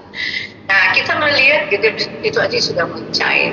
Rasanya kita sudah mengadaptasi dan sudah bisa menerima, menjalani sebagaimana sesuai dengan kemampuan kita. Rasanya kita udah bisa nerima gitu orang Jawa bilang. Nah, ruang ekspresi meningkat yang disebutkan tadi.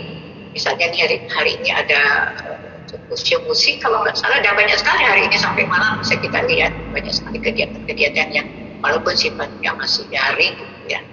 Nah, kemudian ada dalam peningkatan estetik mengenai koreografi terkait pemahaman digital untuk capai estetika itu sekarang kita temukan. Saya tidak ingin mengatakan bahwa hal ini baru ada saat pandemi, tidak, tapi bahwa hal ini sangat menjadi penting, terasa menjadi satu kebutuhan kita masuk ke sana. Agar kita bisa mengkomunikasikan ide-ide atau gagasan-gagasan kita. Nah, kerja seperti ini kan mestinya seyogyanya nanti bisa memberikan lebih lanjut, ada semacam kolaborasi ya, atau perbaurannya antara yang membuat materi tari dan yang siapa yang akan merekam, yang sinematiknya ya. Itu nanti ada hal-hal yang sifatnya kolaboratif, di situ ada keterbukaan agar mereka bisa mencapai pemahaman atau keinginan estetik yang diinginkan. Mungkin bisa ke slide yang terakhir, Pak.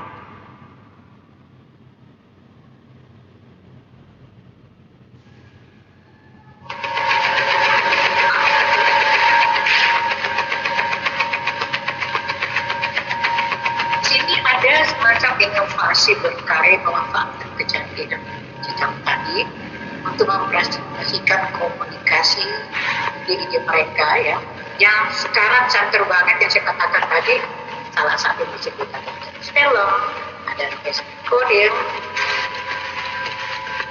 Sebetulnya hal ini kalau di Amerika itu seingat saya sudah ada pameran aktivitas.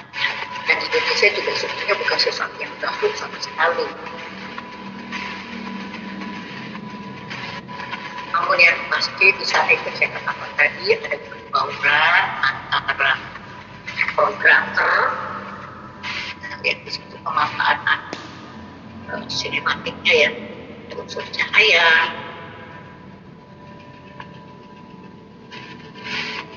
ada unsur enjoy penampilannya.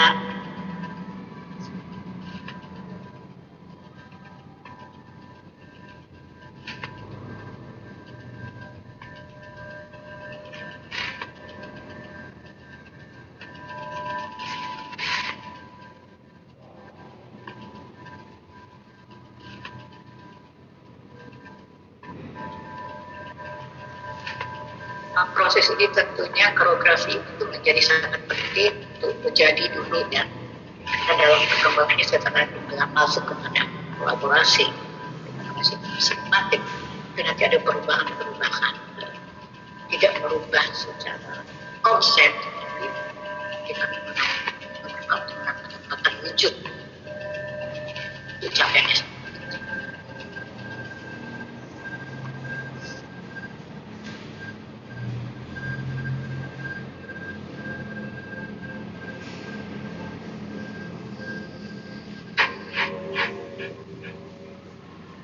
Ada unsur editing tentunya.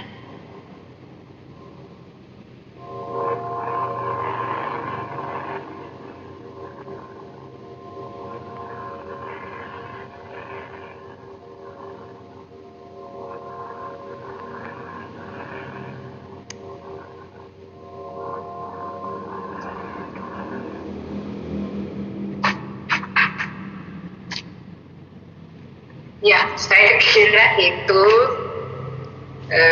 penyampaian saya. Namun demikian, sebelumnya saya ingin mengucapkan terima kasih terlebih dahulu Pak untuk kepada yang memberikan kontribusi videonya, kepada Mbak Reza di mahasiswa Institut Kesenian Jakarta, kemudian udah siapa ya yang dari Bandung aku lupa, Alfianto ya dari Bandung, kemudian ada Mas Rangga juga siswa, kemudian ada Mbak Iren untuk yang terakhir mereka memberikan kontribusi video ini. Nah itu yang bisa saya sampaikan Pak, terima kasih.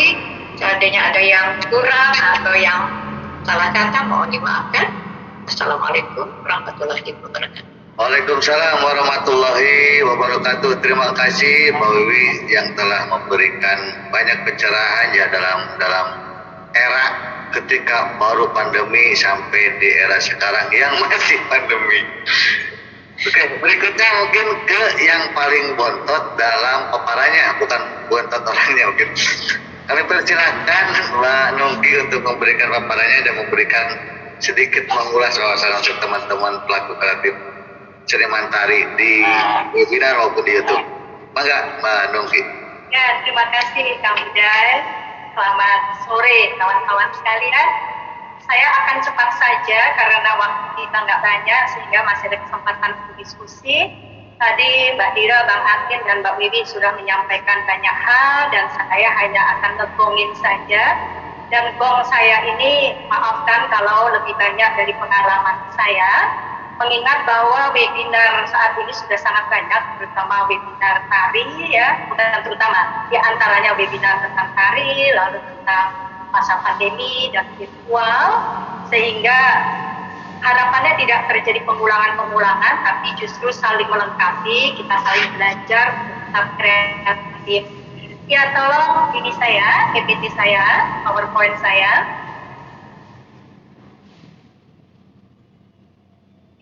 Ya, tari dalam layar di Indonesia, ini juga judul yang kami rancang. Ya, tidak tahu cocok atau tidak, semoga cocok. Lanjut. Ini sudah berkali-kali disebutkan bahwa manusia itu dikaruniai akal budi dan kemampuan untuk beradaptasi yang tinggi. Jelas, terbukti dengan segala keterbatasan di saat pandemi ini, justru muncul tantangan untuk tahan mencari jalan dan cara agar terus berkreasi dan berkarya. Manusia tetap menjaga harapan lalu membuka peluang. Contoh-contohnya tadi sudah banyak. Lanjut.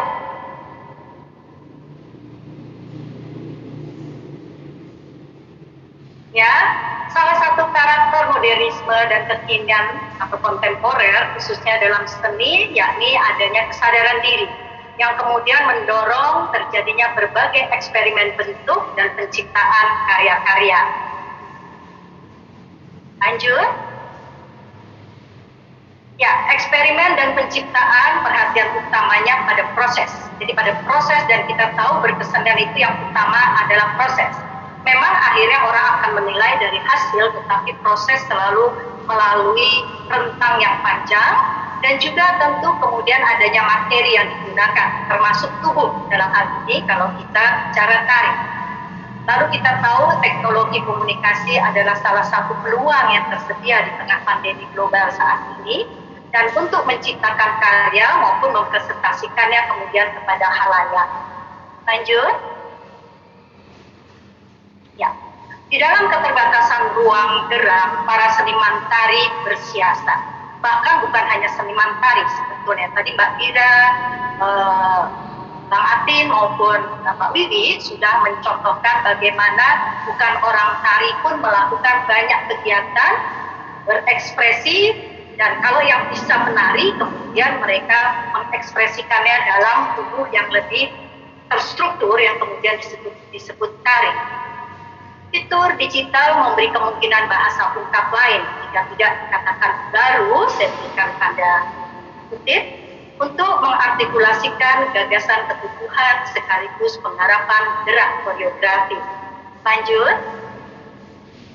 Nah, perekaman tari, jika kemudian sebagian menyebutnya sebagai film tari, sesungguhnya memiliki sejarah yang sudah sangat panjang seiring kelahiran film di dunia. Namun demikian kehadirannya tidak serta-merta disadari oleh masyarakat dunia, apalagi di Indonesia. Film tari berkembang, kata beberapa orang, dalam sepi di tengah riuhnya film-film populer yang merajai bioskop-bioskop komersial.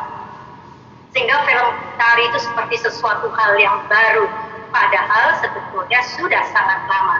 Lanjut.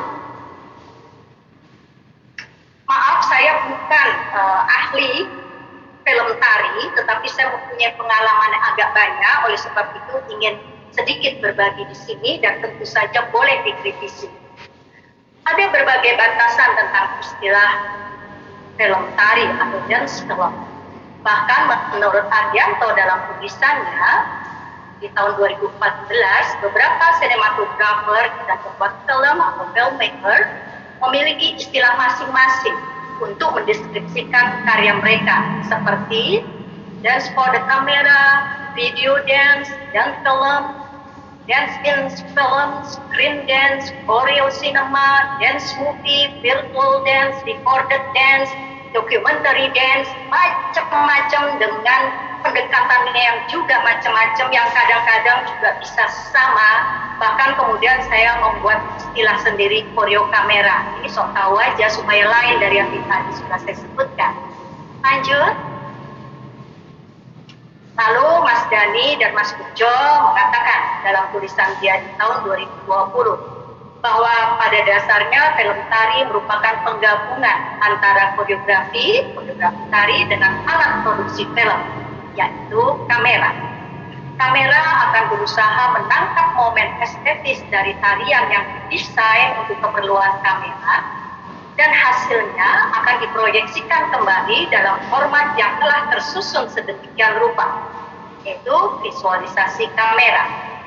Lalu ada teknik sinematik di dalamnya, seperti sudut pengambilan kamera atau angle, pergerakan kamera, penyuntingan, dan masih banyak lagi. Lanjut. Jadi intinya menurut mereka, dan saya pikir adalah betul, film tari memuat sebuah koreografi yang dibikin khusus untuk keperluan kamera film atau video dan bukan untuk panggung. Namun kita, si pembuat maupun si penari dan koreografernya tetap berada dalam ruang atau memperhatikan ruang, lokasi tertentu yang dilengkapi dengan penggunaan atau penggarapan waktu. Di situ ada ritme, tempo, tenaga, juga ekspresi tertentu. Nanti Mbak Wiwi yang sebagai koreografer mungkin bisa menjelaskan lebih banyak tentang hal ini. Lanjut. Katrina McPherson pada 2006 dalam bukunya Making Video Dance, A Practical Introduction mengatakan bahwa dalam membuat video tari terdapat unsur-unsur yang perlu diperhatikan. Di antaranya perlu ada tema, ada ikatan fungsional yang ingin disampaikan, ada pengalaman, ada hal yang bersifat simbolik, fisikal, atau berdasarkan action. Maaf, lupa huruf tutup. Juga bisa adanya cerita dari sekitar kita, dari sejarah, dongeng, pengalaman, imajinasi, dan masih banyak lagi. Lanjut. Yang pasti, teknologi sinema semakin berkembang dan memudahkan para pembuat film untuk berkarya. Bukan hanya pembuat film, bahkan orang biasa yang mempunyai, orang biasa itu dalam artian tidak bergerak di bidang film, bisa mengekspresikan dengan alat yang mereka miliki. Hal ini tentu saja bisa menjadi penyemangat bagi siapa saja, terutama tentunya bagi pembuat film tari dan juga seniman tari, untuk terus berkarya, bahkan menjadi lebih aktif untuk memproduksi film tari. Dan yang penting lagi, potensi tari di Indonesia itu sangat banyak, sangat banyak. Sehingga film tari layaknya bisa berkembang dengan besar dengan menggunakan potensi-potensi yang ada. Lanjut. Ya, keberagaman tari daerah, baik yang tradisional dan kemudian yang modern kontemporer, tentu bisa membangun kekayaan bentuk dan karakter film tari di Indonesia. Apalagi jika dikomunikasikan dengan media baru yang sekarang bertumbuh, pasti akan menghasilkan berbagai bentuk ekspresi. Ini yang bisa saya sampaikan, yang agak sok tahu sebetulnya, ya. Dan karena saya juga membaca dan juga mengalami, bahkan juga membuka buku yang lain dan menonton berbagai pertunjukan, dan ini akan saya sampaikan contoh dari saya menari pada tahun 2003, membuat film tari dengan produser Helen Tati, lalu sutradaranya dari Singapura, ya, lalu penarinya ada saya, ada Grafija, dan di sini musiknya ada Bang Syafrial, dan ini mendapatkan biaya dari British Council. Dengan biaya yang sedikit dan semangat yang tinggi, kami bereksperimen. Sutradaranya Sharman Ong, ya. Dan kami bersama-sama membuatnya. Nanti ada contoh yang kedua. Ini contoh pertama, kami mendapat pengarahan dari Cendra, penata tari, koreografer, ya. Tetapi sebagian lagi kami ciptakan sendiri pada saat itu karena ada kepentingan kamera yang tidak bisa begitu saja diterjemahkan dari tarian yang sudah dibuat sebelumnya, ya.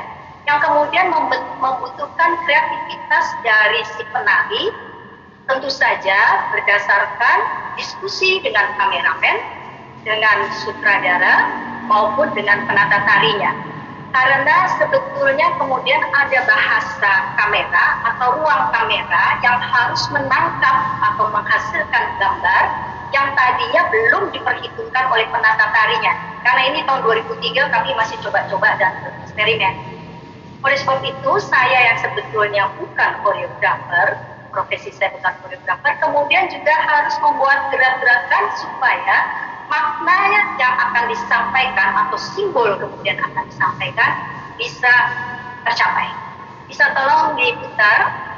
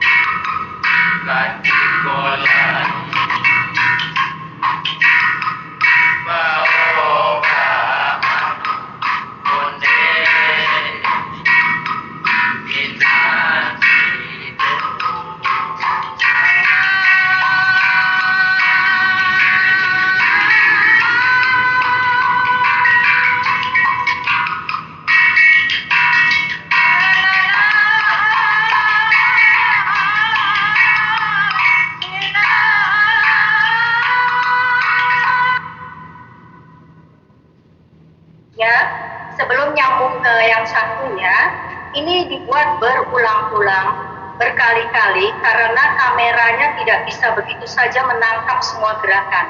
Pada saat di ruang yang luas, itu lebih mudah kameranya berjarak. Tetapi kemudian ada maksud-maksud tertentu yang untuk menggambarkan bagaimana penari yang satu ini, Meret Teja, ingin bersatu sama saya dan kemudian membuat gerakan bersama. Bahkan di terakhir kita bisa lihat ada kepala kami bersama dan di situ ada Bang Syahrial. Itu ada simbol, sebetulnya memang ini film yang bercerita, ya bercerita walaupun tidak ada dialog. Kemudian ada 3 tokoh ini yang penting. Jadi di awal sekali sudah ditunjukkan bagaimana akan ada hubungan antara 3 tokoh ini.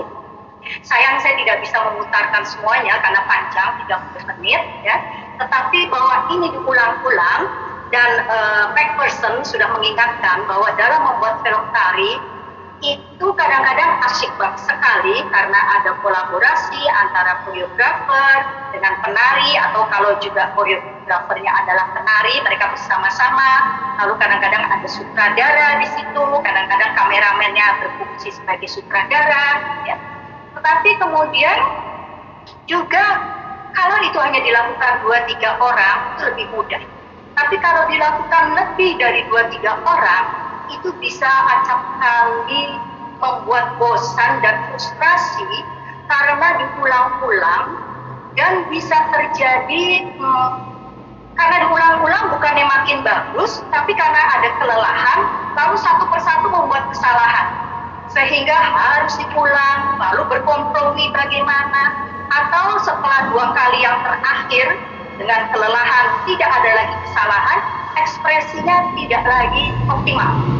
Nah, ini salah satu perbedaan tentu saja antara panggung dengan film, dalam hal ini peranan kamera. Berikutnya, tolong diputarkan.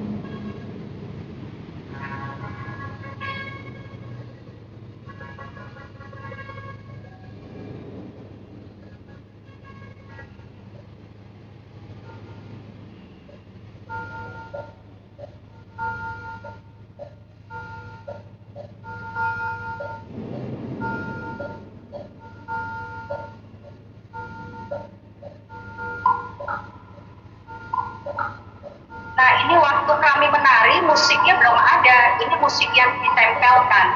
Jadi waktu membuat film tari, bisa saja kami menari sudah ada musiknya, sehingga menari kemudian juga dengan musik dan kamera dan yang lainnya gitu. Dan nanti proses editing yang akan mengakhiri semuanya sehingga film itu jadi. Tetapi yang ini tidak, ini nggak ada musiknya ini. Ya, terima kasih. Berikutnya ada satu lagi yang nanti kita bisa bahas, dan saya maaf, saya bukan orang film yang sok tahu saja, tapi ini betul-betul pengalaman yang saya alami sehingga saya bisa mengatakannya. Nah, kalau ini baru dikerjakan 2 minggu yang lalu, yang dibuat dengan hanya satu kamera di era pandemi, tidak ada koreografer, lalu tapi nakal keluar ke suatu hutan, dan peranan lokasi ini yang kemudian menyebabkan adanya gerakan tarian ini. Silakan diputar.